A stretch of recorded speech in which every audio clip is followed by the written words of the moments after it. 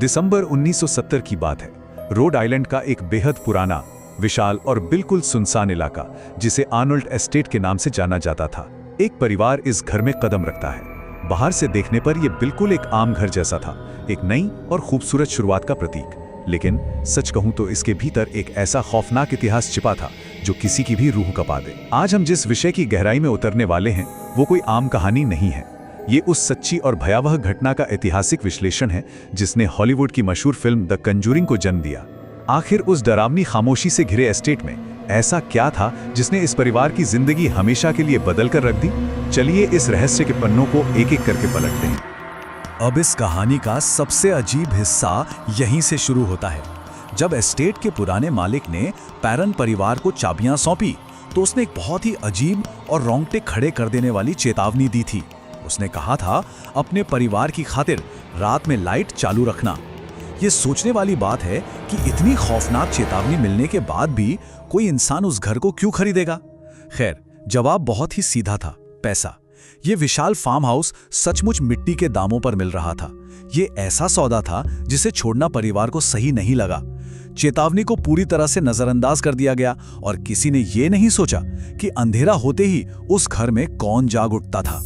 इस परिवार में 5 बेटियां थीं, एंड्रिया, नैन्सी, क्रिस्टीन, सिंडी और अप्रैल। और बहुत ही जल्द ये 5 लड़कियां उस घर में पहले से मौजूद अदृश्य निवासियों के लिए आकर्षण का सबसे बड़ा केंद्र बन गई। शुरुआत में घर में कुछ अजीब सी हलचल महसूस हुई थी। परिवार को यह एहसास हो गया था कि वहां कुछ तो है, शायद कुछ आत्माएं। लेकिन दिलचस्प बात यह है कि इसे किसी ने बहुत गंभीरता से नहीं लिया। बस यही लगा कि अगर भूत हैं भी तो क्या कर लेंगे, क्योंकि उस वक्त जो कुछ भी हो रहा था वो डरावना कम और हैरान करने वाला ज्यादा था। अगर शुरुआती दिनों को देखें तो घर की ऊर्जा 2 हिस्सों में बटी हुई महसूस होती थी। एक तरफ कुछ मैत्रीपूर्ण आत्माएं थीं, जैसे मिसेस आर्नोल्ड की आत्मा जो रात में बच्चियों को बड़े प्यार से कंबल उड़ाती थी। एक और आत्मा थी जिसे बच्चियों ने मैनी नाम दिया था, जो अक्सर उनके खिलौनों के साथ खेलता था। और हाँ, एक झाड़ू लगाने वाला भूत भी था जो बस फर्श पर धूल की लकीरें बनाता रहता था। ये सब बिल्कुल हानिरहित थे, लेकिन फिर घर का माहौल अचानक और बेहद हिंसक रूप से बदल गया। ये बदलाव इतना खौफनाक था कि फ्रेंडली भूतों वाला वो घर अचानक एक भयानक दुस्वप्न में तब्दील हो गया। ये डरावना सिलसिला हर रोज सुबह ठीक 5:15 पर अपनी चरम सीमा पर पहुंच जाता था। बिना किसी वजह के पूरे घर में लाशों के सड़ने की भयंकर बदबू फैलने लगती थी। और बात सिर्फ बदबू तक नहीं रुकी, शारीरिक हमले शुरू हो गए। रात के सन्नाटे में बच्चियों के बाल खींचे जाने लगे, उनके बिस्तर और कंबल झटके से खींच लिए जाते, उन्हें हाथ पैर पकड़कर घसीटा जाने लगा। दरवाजे अपने आप जोर से बंद होते और घर के कोनों से अदृश्य चीखें गूंजने लगती, मानो कोई असहनीय दर्द में तड़प रहा हो। यह साफ था कि यह कोई साधारण प्रेत बाधा नहीं थी, ये एक सुनियोजित और हिंसक हमला था। इस पूरे खौफ के पीछे जो असली शक्ति थी, उसका नाम आज पैरानॉर्मल दुनिया में खौफ का दूसरा नाम बन चुका है, बाथशेबा शर्मन। परिवार की सबसे बड़ी बेटी एंड्रिया पैरोन के मुताबिक बाथशेबा कोई काल्पनिक भूत नहीं थी, बल्कि एक वास्तविक ऐतिहासिक इंसान थे।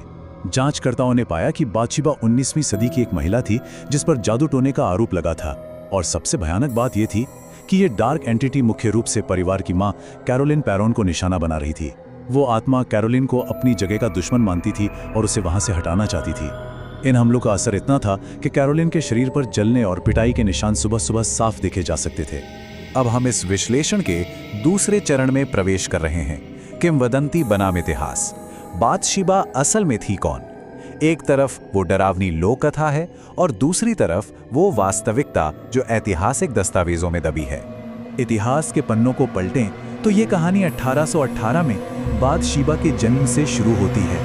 वो एक बहुत ही अमीर घराने से ताल्लुक रखती थी, लेकिन उसकी जिंदगी में खौफनाक मोड़ तब आया जब पड़ोस का एक बच्चा जिसकी वो देखभाल कर रही थी रहस्यमयी परिस्थितियों में मृत पाया गया। जांच में पता चला कि उस बच्चे की खोपड़ी में किसी नुकीली चीज जैसे किसी मोटी सुई से छेद किया गया था। 19वीं सदी का वो दौर अंधविश्वासों से भरा था, इसलिए शक सीधा बाथशेबा पर गया। उसे अदालत में पेश किया गया, लेकिन उस समय फॉरेंसिक विज्ञान जैसी कोई चीज नहीं थी। सबूतों की कमी के कारण उसे कोर्ट से बरी कर दिया गया, लेकिन समाज ने अपना फैसला सुना दिया था और उसे कभी माफ नहीं किया। यह मामला बहुत ही स्पष्ट रूप से दिखाता है कि समाज कैसे किसी की छवि को हमेशा के लिए बिगाड़ सकता है। एक तरफ आरोपी चुड़ैल का नैरेटिव था, अफवाहें उड़ी कि वो शैतान के कब्जे में थी और बच्चों की बलि देती थी, लेकिन ऐतिहासिक सच्चाई कुछ और ही थी। वो अपने समय की एक बेहद अमीर, खूबसूरत और स्वतंत्र महिला थी। दस्तावेजों से पता चलता है कि आस पड़ोस की महिलाएं उसकी इस हैसियत से ईर्ष्या करती थीं। जैसे ही उस बच्चे की मौत हुई, समाज ने इस मौके का फायदा उठाया और उसे चुड़ैल घोषित कर दिया। कानूनी तौर पर वो आज़ाद थी, लेकिन सामाजिक तौर पर उसे हमेशा के लिए बहिष्कृत कर दिया गया। इसी सामाजिक बहिष्कार ने एक बेहद खौफनाक किंवदंती को जन्म दिया। स्थानीय लोगों में ये झूठी कहानी फैल गई कि बाथशेबा ने खुद अपने बेटी की चूल्हे में फेंक कर बलि दे दी थी। लोक कथाएं कहती हैं कि जब उसके पति ने यह खौफनाक मंजर देखा तो उससे पहले कि वो कुछ कर पाता, बाथशेबा ने एस्टेट के बाहर एक पेड़ पर फांसी लगा ली। लेकिन मरने से पहले उसने उस पूरी जमीन को श्राप दे दिया कि जो कोई भी वहां रहने आएगा वो उसे कभी चैन की सांस नहीं लेने देगी। लेकिन इस सब के बीच एंड्रिया पेरॉन, जिन्होंने ये खौफ अपनी आंखों से देखा था, उन्होंने अपनी किताब में एक बिल्कुल ही अलग नजरिया सामने रखा। उन्होंने लिखा था, वो अकेली, बदनाम और झूठे आरोपों से अंदर से टूट चुकी थी। एंड्रिया का साफ मानना था कि बाथशेबा असल में कोई शैतान नहीं थी, बल्कि एक ऐसी महिला थी जो समाज के झूठे इल्जामों और नफरत से पूरी तरह तबाह हो चुकी थी। शायद इसी अथाह दर्द और गुस्से के कारण उसकी आत्मा को उस घर में कभी शांति नहीं मिल पाई। और अब हम इस घटना के सबसे खतरनाक और विस्फोटक हिस्से पर आते हैं, हस्तक्षेप और उसका परिणाम। जब घर के हालात बिल्कुल बेकाबू हो गए, तब मशहूर पैरानॉर्मल इन्वेस्टिगेटर्स की एंट्री होती है। जैसे ही एड और लोरेन वॉरेन ने उस फार्म हाउस की दहलीज पार की, उन्हें तुरंत उस घर की भयावह ऊर्जा का एहसास हो गया। उन्हें लगा जैसे ये घर सिर्फ प्रेतबाधित नहीं था, बल्कि ये घर खुद अपने आप में एक जिंदा इकाई बन चुका था, जो डार्क एनर्जी से भरा हुआ था। उनके आते ही बाथशेबा की आत्मा और भी ज्यादा उग्र हो गई। अब उसका मकसद सिर्फ डराना नहीं रह गया था, बल्कि वो पूरे पैरन परिवार पर अपना पूरा नियंत्रण स्थापित करना चाहती थी। हालात हाथ से निकलते जा रहे थे। वॉरेन दंपति ने तुरंत अपना एग्जॉर्सिज्म प्रोटोकॉल शुरू किया। सबसे पहले इतिहास की गहन जांच हुई, फिर पूरे घर में पवित्र जल से शुद्धिकरण की प्रक्रिया शुरू की गई। लेकिन इस शुद्धिकरण ने बाथशेबा को और ज्यादा भड़का दिया। घर की लाइटें अपने आप टूटकर गिरने लगीं, भारी फर्नीचर हवा में उड़ने लगा, और सबसे खौफनाक बात, कैरोलिन पेरोन पूरी तरह से उस डार्क शक्ति के कब्जे में आ गई। स्थिति इतनी बिगड़ गई कि वॉरेन दंपति को तुरंत घर के बेसमेंट में एक आपातकालीन एग्जॉर्सिज्म करने का फैसला लेना पड़ा। बेसमेंट में वो एग्जॉर्सिज्म कई घंटों तक चला।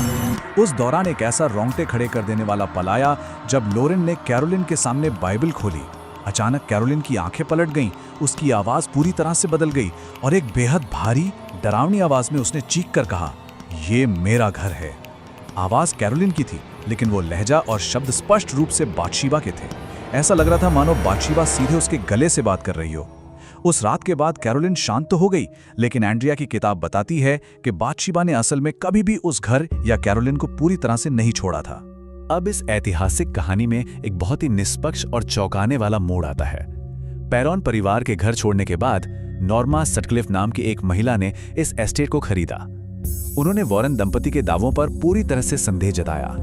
उन्होंने खुद इस घर का इतिहास खंगाला और ये पाया कि जिन मौतों को इस घर से जोड़ा गया था, वे दरअसल शहर के अलग अलग कोनों में हुई थी। ऐतिहासिक रिकॉर्ड्स को बहुत ही भ्रामक तरीके से पेश किया गया था। तो यहाँ दो बिल्कुल अलग पहलू सामने आते हैं। एक तरफ वॉरेन दंपति के भौतिक प्रमाण थे और दूसरी तरफ सटक्लिफ का वो ठोस संशय जो ऐतिहासिक तथ्यों पर आधारित था। और शायद इस पूरे विश्लेषण का सबसे हैरान करने वाला आंकड़ा है 0। जी हाँ, 0। नॉर्मा सटक्लिफ उस विशाल घर में कई सालों तक बिल्कुल अकेली रहीं, लेकिन उनका दावा है कि उन्होंने वहां 0 पैरानॉर्मल गतिविधियां महसूस की। उन्हें एक भी आत्मा ने कभी परेशान नहीं किया। अब ये सोचना लाजमी है कि क्या वॉरेन दंपति की क्लींजिंग की वजह से आत्माएं सच में चली गई थीं, या फिर जो कुछ भी उस घर में हुआ उसका संबंध उस जमीन से कम और पेरॉन परिवार की खुद की ऊर्जा से ज्यादा था।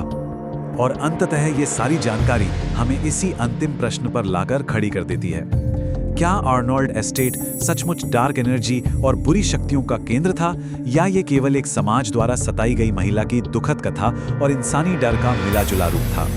सच्चाई जो भी हो, पुराने रिकॉर्ड्स और चश्मदीदों की गवाहियां आज भी इस ऐतिहासिक बहस को जिंदा रखे हुए हैं। इस रहस्यमयी सफर में मेरे साथ जुड़ने के लिए बहुत बहुत धन्यवाद। ऐतिहासिक सच्चाइयों की ये खोजबीन जारी रहनी चाहिए, क्योंकि इतिहास अक्सर उससे कहीं ज्यादा जटिल होता है जितना वो सतह पर दिखाई देता है।